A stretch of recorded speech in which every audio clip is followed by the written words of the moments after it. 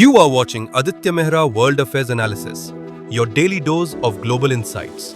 Subscribe my channel for daily update. Hello everyone, आप लोगों ने सुना होगा वेनेजुएला के प्रेसिडेंट निकोलस मादुरो को अमेरिका के द्वारा गिरफ्तार करके अमेरिका ले जाया गया है।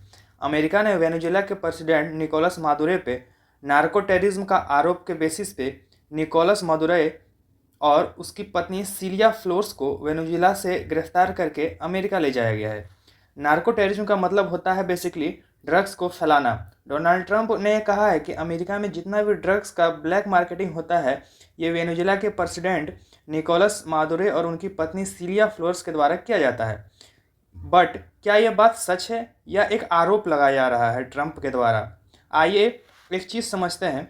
इस तरह से अटैक करके डोनाल्ड ट्रंप को एक फ़ायदा तो हुआ है कि पूरी वर्ल्ड के मीडिया का फोकस एप्स्टीन फाइल से हटा के वेनेजुएला की तरफ फोकस्ड हो गया है। ये वही एप्स्टीन फाइल है जिसमें डोनाल्ड ट्रंप का फोटो बार बार एप्स्टीन के साथ देखा जा रहा था। आइए समझते हैं हिस्ट्री में अमेरिका के द्वारा किन किन देशों पे इस तरह का आरोप लगा के और वहाँ के जो ऑयल इंडस्ट्री है उसको अपने कब्जे में ले जाया गया। आप लोग यहाँ पे देख सकते हैं कि यूएफ जो है उन्होंने कहा है अपनी इन्वेस्टर को कि आप लोग जाइए और जाके वेनेजुएला में जाके अपना कंपनी को जो ऑयल कंपनी है उसको फिर से रिफॉर्म कीजिए। यहाँ पे देख सकते हैं इन 20s में क्या हुआ था कि वेनेजुएला के जो प्रेसिडेंट थे उन्होंने यह कहा था कि जितने भी इंटरनेशनल ऑयल कंपनी है उनको डिक्लाइन कर दिया गया था परमिशन देने से कि वो वहाँ आए और ऑयल कंपनी को रन करे। आइए आप लोग यहाँ देखिए कि white house and state department जो है इन्होंने ऑफिशियली कहा है कि यूएस एक्सिक्यूटिव्स इन रिसेंट वीक जो है इन्होंने यह कहा है कि जो यूएस है वो अब जो है वेनेजुएला का जितना भी तेल भंडार है उस पर अपना कब्जा रखेगा और उसी के द्वारा वेनेजुएला का जो तेल भंडार है उसको ऑपरेट किया जाएगा। यहाँ पे आप लोग देख सकते हैं Donald Trump said on Saturday, ठीक है, जो 3 जनवरी को डोनाल्ड ट्रंप ने कहा था कि that American company were prepare to return to Venezuela. इसका मतलब यह है कि ट्रंप ने कहा था कि जितनी भी कंपनी है जो अमेरिकन कंपनी है वो वेनेजुएला से रिटर्न होना चाहती है और वहाँ पे जिन्होंने बिलियंस ऑफ जो डॉलर है वो खर्च किए हैं ऑयल सेक्टर में वो वहीं रहे। और ठीक उसी दिन निकोलस मादुरो जो कि वहाँ का प्रेसिडेंट है उसको वहाँ गिरफ्तार करके यूएस फोर्स के द्वारा और अमेरिका ले आया गया है। आइए आगे देखते हैं कि जब भी अमेरिका जो है खास करके उस देश पे जिसमें ऑयल का इंडस्ट्री या फिर ऑयल रिजर्व है उस पर अगर किसी भी तरह का इल्ज़ाम लगा के उस पर अटैक करता है तो उसका एक ही मोटिव रहता है कि वहाँ का जितना भी ऑयल रिजर्व है उसको अपने कंट्रोल में कर लेना। आप लोग यहाँ पे देख सकते हैं इसका मोटिवेशन क्या है, ऑयल अथॉरिटी को अपने अंदर कर लेना। हिस्ट्री में जितने भी हुए हैं इस तरह के हमले उसमें बस एक ही मोटिव है। आइए आगे यहाँ पे भी देख सकते हैं इसमें खास करके यूएस मिलिट्री का जो है यूज किया जाता है और यह भी बोला जाता है कभी कभी वहाँ पे यह बोला आतंकवाद रहते हैं जिस कारण से हमने हमला किया है, तो कभी वहाँ पे ड्रग्स का हवाला दे दिया जाता है। आइए आगे देखते हैं कि किन किन देशों पे अमेरिका ने इस तरह का स्ट्राइक किया हुआ है। वेनेजुएला पे किया है 2026 में। यहाँ पे आप लोग देख सकते हैं ड्रामेटिक एक्सक्लेशन के द्वारा एक ऑपरेशन लॉन्च किया था, उसका नाम किया था एब्सोल्यूट रिजॉल्व। इसी के द्वारा जो वेनेजुएला के प्रेसिडेंट है निकोलस मादुरो उनको जो है अमेरिका के द्वारा गिरफ्तार कर लिया गया है। यहाँ पे आप लोग देख सकते हैं स्ट्राइक प्रेसिडेंट डोनाल्ड ट्रंप ने जो है वहाँ से यह बोला है कि वेनेजुएला के जो प्रेसिडेंट थे वो वहाँ से भाग रहे थे और हमने पकड़ा है, जबकि ऐसा नहीं था। आइए आगे देखते हैं लीबिया में अमेरिका ने 2011 में एक स्ट्राइक इसी तरह किया था। उसमें क्या हुआ था कि यूएस और नाटो ने मिल के वहाँ के जो उस समय के जो सबसे बड़े प्रेसिडेंट थे मुनार गद्दाफी उनको जो है कैप्चर कर लिया था। आप लोग यहाँ पे देख सकते हैं इसका ऑयल कनेक्टिविटी क्या है कि Libya hold the largest oil reserve in Africa. Libya जो है वो अफ्रीका कॉन्टिनेंट है उसमें सबसे ज़्यादा जो है ऑयल रिजर्व करता है।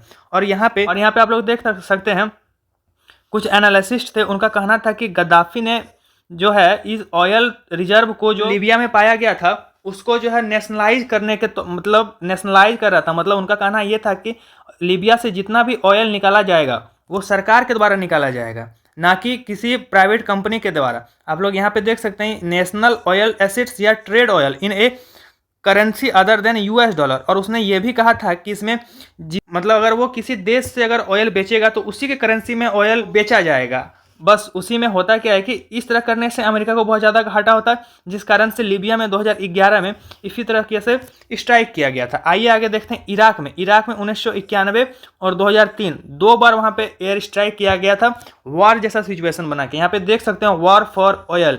आइए देखते हैं 1991 में गल्फ वार कैसे हुआ था। 91 में होता क्या है, जो इराक है वहाँ पे जो है कुवैत में जो इराक फोर्स रहती है और अमेरिका का कहना यह था कि हम उस फोर्स को हटाने के लिए वहाँ पे स्ट्राइक कर रहे हैं। आप लोग यहाँ पे देख सकते हैं, यहाँ पे लिखा हुआ है कि सद्दाम हुसैन जो उस समय के प्रेसिडेंट थे वहाँ के, हटाने के लिए यह स्ट्राइक किया जा रहा है। लेकिन बात ये था वहाँ पे कि जो 20% वर्ल्ड का ऑयल सप्लाई चेन है इराक से ही आ रहा था। यहाँ पे देख सकते हैं आप, लिखा हुआ कि 20 of the world supply oil supply, ठीक है। और इसी चीज़ को अमेरिका अपने कंट्रोल में करना चाहता था। इसी कारण से वहाँ पे 1991 में जो है स्ट्राइक किया गया। 2003 में वहाँ पे इसीलिए इराक वार किया गया था बेसिकली, क्योंकि अमेरिका चाहता था कि western friendly government in oil rich region, वहाँ पे अमेरिका का कहना ये था कि यहाँ से जो ऑयल निकला जाएगा वेस्टर्न कंट्री मतलब जो अमेरिका है उसके तरफ झुकाव ज़्यादा रहना चाहिए, जिस कारण से 2003 में इराक पे स्ट्राइक किया गया था। फिर आता है कुवैत। कुवैत में 1987 से लेके 1988 के बीच में ऑपरेशन किया गया था। यहाँ पे आप लोग देख सकते हैं ऑपरेशन एर्नेस्ट विल। यहाँ पे देख सकते हैं during the Iran and Iraq war the US navy, जो यूएस नेवी है स्कॉटली कुवैत, खास करके कुवैत ऑयल टैंकर्स को टारगेट किया गया था, वेयर रिफ्लैग्ड विथ यूएस फ्लैग। और वहाँ पे क्या किया गया था कि जो यूएस फ्लैग है उसको वहाँ पे ले जाके फहरा दिया गया था और वहाँ पे यह हवाला दिया गया था कि हम लोग यहाँ प्रोटेक्ट करने आए हैं ईरानी अटैक से, ठीक है। लेकिन ऐसा कुछ था नहीं, उसका सीधा मोटिव यही था कि वहाँ का जो ऑयल इंडस्ट्री है उस पर अपना कब्जा बनाए रखने का। फिर आता है ईरान। ईरान में 1953 में ऐसा अमेरिका के द्वारा किया गया था। आइए देखते हैं इसका नाम क्या था। तो इसका नाम रखा गया तो ऑपरेशन एजेक्स। ये जो ऑपरेशन एजेक्स था ये द CIA और ब्रिटिश इंटेलिजेंस के द्वारा मिल के किया गया था। किसके अगेंस्ट? तो प्राइम मिनिस्टर मोहम्मद मसूदी, उसके अगेंस्ट किया गया था। इसका भी देखिए ऑयल कनेक्शन क्या है कि वहाँ के जो उस समय के PM थे उन्होंने यह कहा था कि जो ऑयल इंडस्ट्री है उसको नेशनलाइज कर देंगे। इसका सीधा सा कहना यह था कि ईरान का ऑयल इंडस्ट्री है उसको अब सरकार चलाएगी। लेकिन उस समय जो वहाँ चली जा रही थी ब्रिटिश एंग्लो ईरानी ऑयल कंपनी, उनको यह बात सही नहीं लगा और इसी कारण से US के द्वारा इस तरह की घटना को अंजाम दिया गया था। आइए आगे देखते हैं कंट्री, ईयर और किस किस रीजन को लगा के वहाँ पे अटैक किया गया था। लेकिन इसका सीधा सा कनेक्शन ऑयल का था। सबसे पहले आप लोग जानते हैं कि वेनेजुएला जो है 2026 में ऐसा किया गया था, मिलिट्री स्ट्राइक और कैप्चर किया गया था। इसका यहाँ पे देख सकते हैं अमेरिका के द्वारा रीजन क्या दिया गया था। तो अमेरिका ने कहा कि यहाँ पर लोग काउंटर नार्कोटिक कर रहे हैं, मतलब कि वहाँ के जो प्रेसिडेंट हैं वो ड्रग्स केस में शामिल है और उनको हम गिरफ्तार कर रहे हैं एज ए ड्रग्स को फैलाने के लिए। फिर आता है इराक। जैसे हम लोग पीछे देखे थे, इराक में यह कहा गया था कि आतंकवाद का मुद्दा रखे और इस तरह का घटना को अंजाम दिया गया था 2003 में। आता है लीबिया में भी एयर स्ट्राइक किया गया था और वहाँ पे यह कहा गया था कि ह्यूमन राइट के लिए हम लोग इस तरह का काम कर रहे हैं, लेकिन ऐसा बिल्कुल था नहीं। सीधा सा उसका काम था कि जो भी ऑयल इंडस्ट्री है उस पर अपना कब्जा कर लेना।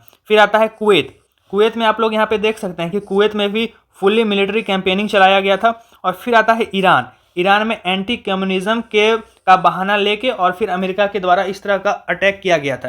तो आप लोगों ने बेसिकली यह देखा कि अमेरिका को जब भी ऐसा लगता है कि किसी देश के पास उससे ज़्यादा ऑयल है या फिर वो देश मेरे कब्जे में नहीं है या फिर मेरे अनुसार वो नहीं चल रहा है, तो उस पर यह तरह तरह का बहाना बनाकर अटैक कर देता है और फिर वहाँ के प्रेसिडेंट या फिर जो भी वहाँ के सबसे बड़े नेता है उसको ये लोग उठा लेते हैं। Thank you for watching. Subscribe my channel for daily update.